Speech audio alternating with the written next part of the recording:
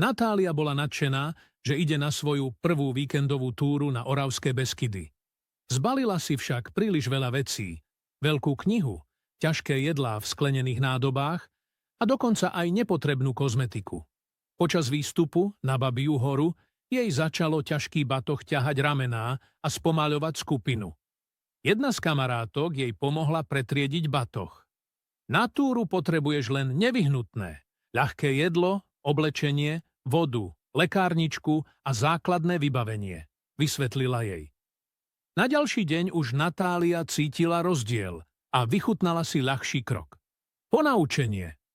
Pri balení na túru myslite na funkčnosť. Zbytočná záťaž vám môže znepríjemniť celú cestu a spomaliť skupinu. Ak nesleduješ môj profil, pravdepodobne už nebudeš počuť ďalší príbeh. Ale ak áno, tak zanechaj srdiečko a buď pevnou súčasťou hrdej komunity Slovákov.